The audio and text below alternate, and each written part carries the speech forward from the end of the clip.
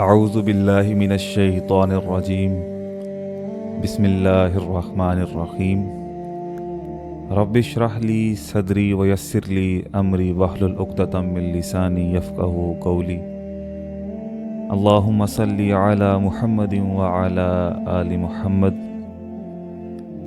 حمد و ثنا کے بعد آج کی اپنی اس ویڈیو میں ہم اس ٹاپک پہ بات کرنے جا رہے ہیں جس کا ایک انتہائی اہم اسلام میں عمل دخل ہے، اور بہت سے لوگوں نے یہ سوال بھی پوچھا کہ ہم اپنے ایمان کو کیسے مضبوط کریں۔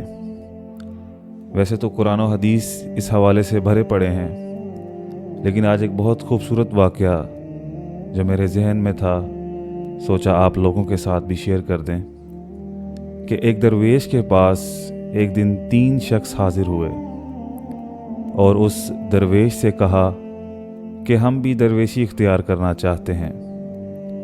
تو اس درویش نے کہا کہ یہ کام بہت مشکل ہے، تم لوگوں سے نہ ہو پائے گا، رہنے دو۔ لیکن وہ شخص ضد کرنے لگے کہ نہیں، ہم بھی درویشی اختیار کرنا چاہتے ہیں، ہم بھی اللہ والے بننا چاہتے ہیں۔ تو اس درویش نے ان 3 لوگوں سے کہا کہ جا کر تینوں ایک ایک مرغی لے کر آؤ۔ وہ لوگ گئے اور ایک ایک مرغی لے کر آ گئے۔ اب اس درویش نے کہا کہ جاؤ کوئی ایسی جگہ تلاش کرو جہاں کوئی بھی تمہیں دیکھ نہ رہا ہو۔ اب یہ جملہ بڑا دل کو چیرنے والا ہے کہ کوئی بھی تمہیں نہ دیکھ رہا ہو۔ وہ تینوں اشخاص الگ الگ جگہ ڈھونڈنے میں مصروف ہو جاتے ہیں۔ ایک شخص دور کہیں جنگلوں میں جاتا ہے اور وہ یہ سوچ لیتا ہے کہ شاید اب مجھے کوئی نہیں دیکھ رہا، اور وہ مرغی کو ذبح کر دیتا ہے۔ دوسرا شخص دور دراز کسی علاقے میں نکلتا ہے اور وہ بھی یہ گمان کر لیتا ہے کہ یہاں کوئی آبادی نہیں، وہ بھی مرغی کو ذبح کر لیتا ہے۔ اور جو تیسرا شخص ہوتا ہے وہ بہت کوشش کرتا ہے، بہت جگہ پر جاتا ہے، جب ذبح کرنے لگتا ہے تو اس کے دل میں خیال آتا ہے کہ میرا رب مجھے دیکھ رہا ہے۔ اللہ اکبر۔ وہ جہاں بھی جاتا ہے اس کے ذہن میں یہی خیال آتا ہے کہ میں جہاں بھی جاؤں گا میرا رب مجھے دیکھ رہا ہے۔ اب وہ اشخاص شام کو جب واپس آتے ہیں درویش کی بارگاہ میں، تو 2 شخص جو ان کے ساتھی تھے وہ مرغی ذبح کر لائے اور درویش سے کہا کہ یہ دیکھو، ہم کامیاب ہو چکے ہیں، ہم نے مرغی کو ذبح کر دیا۔ اور تیسرا شخص بغیر ذبح کی اس مرغی کو لے آیا، اور وہ جو 2 لوگ تھے وہ ہنسنے لگے کہ شاید اس کو کوئی ایسی جگہ ہی نہیں ملی کہ جہاں کوئی اسے دیکھ نہ سکے۔ اور جب درویش نے پوچھا کہ بتاؤ بھائی تم نے مرغی کیوں نہیں ذبح کی، تو وہ فرمانے لگے کہ مجھے کوئی ایسی جگہ ملی ہی نہیں زمین پر کہ جہاں کوئی موجود ہی نہ ہو۔ ہم یہ گمان تو کر سکتے ہیں کہ کوئی شخص موجود نہ ہوگا، کوئی چرند پرند موجود نہ ہوگا، لیکن کون سی ایسی جگہ ہے جہاں رب تعالیٰ کی ذات موجود نہ ہو؟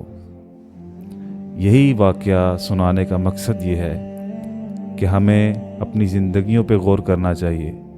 ہم جب بھی گناہ کرتے ہیں، کوئی برائی کا کام کرتے ہیں، تو ہم یہ سمجھ لیتے ہیں کہ شاید ہمیں کوئی نہیں دیکھ رہا، لیکن در حقیقت اگر ہم اپنے دل میں یہ خیال اتار لیں کہ میرا رب ہر جگہ موجود ہے، چاہے میں جلوت میں ہوں چاہے میں خلوت میں ہوں، میرا رب مجھے دیکھ رہا ہے، تو یقیناً ہم بہت سے گناہوں سے بچ جائیں گے، اور ہماری زندگیوں میں سے بہت سے گناہ ویسے ہی ختم ہو جائیں گے، اور بہت سی بری عادتیں ہماری چھوٹ جائیں گی۔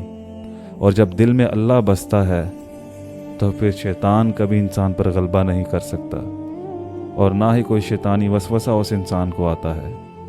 آ بھی جائے اگر کوئی شیطانی وسوسہ تو وہ اس پر عمل نہیں کرتا۔ لہٰذا ہمارے لیے ضروری یہ ہے، اور اہم بات بھی یہ ہے کہ ہمیں اللہ تعالیٰ کی ذات کو اپنے دل میں بسانا چاہیے، اور ہر وقت یہ سوچ رکھنی چاہیے کہ باری تعالیٰ کی ذات ہمیں دیکھ رہی ہے۔ اس لیے ہر طرح کے گناہ کو چھوڑ کر صرف اللہ کو راضی کرنے کی کوشش کریں، کیونکہ ایک دن یہ دنیا ختم ہو جائے گی، کیونکہ یہ دنیا دھوکے کا گھر ہے، زیادہ عرصہ نہیں چلے گی۔ آپ اس چیز کو ریئلائز کر سکتے ہیں اس طریقے سے کہ ایک چیز کی آپ کو بہت زیادہ خواہش ہو اور وہ چیز جب آپ کو مل جاتی ہے تو اس کی خواہش کم ہو جاتی ہے۔ اسی لیے قرآن میں کہا گیا ہے کہ یہ دنیا صرف اور صرف دھوکے کا گھر ہے۔ جو چیز آپ سے دور ہے وہ صرف آپ کو اپنی طرف اٹریکٹ کرتی ہے، لیکن جب وہ چیز آپ کے پاس موجود ہو تو وہی چیز آپ کو بیزار کر دیتی ہے۔ امید ہے آج کی ویڈیو سے آپ کو بہت کچھ سیکھنے کو ملا ہوگا۔ اپنی دعاؤں میں یاد رکھیے گا۔ وما علینا الا البلاغ المبین۔